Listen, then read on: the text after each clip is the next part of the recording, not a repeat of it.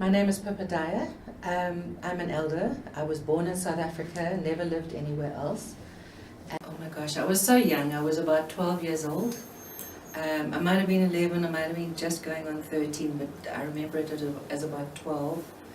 And it was strange because I remember seeing the 6 pictures of the Rivonia trialists in the newspaper. And I remember my dad, who was a doctor, a medical doctor, in fact he was a plastic surgeon, saying, these poor, poor people. And I didn't know what all of that empathy was about at the time. I just knew it was big and it was huge. And people thought that they had been arrested for treason, which at that point meant the death penalty. And so I'll never forget, I was brought up until I was about 4 years old, by my 2 domestics called Mavis and Beatrice. And they did everything. They were like my mothers. They did everything for me. My first language was Zulu. When it happened, it was magnificent. It was something that we'd been looking for, wanting for a long time.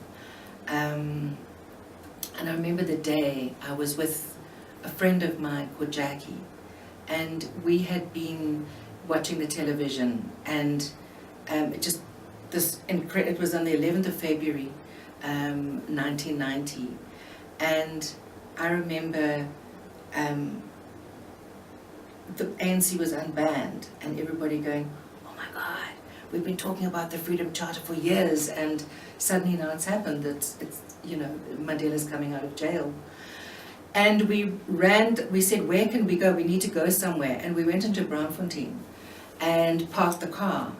And there were just these people just running through the streets. People were just running, screaming, running. And I looked, was singing and dancing.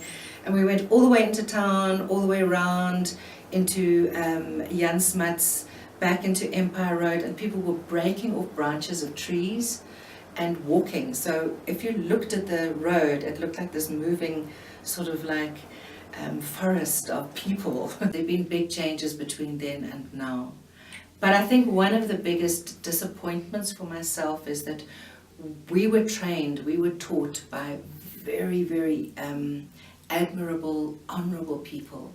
So we were trained by the likes of Nelson Mandela, Walter Sisulu, Albertina Sisulu, Kathy Kathrada, Joe Slovo, Jane Naidu. I remember Jane Naidu once giving an interview, and he was one of the first people who taught me about democracy. And in the interview he said, he was asked about liberation, and he said, oh, but there can't be liberation without democracy. Now in South Africa, I think things are just beginning to change now.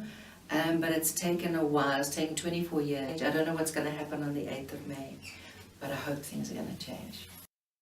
Have sacrificed life and limb in the pursuit of the noble cause of our struggle.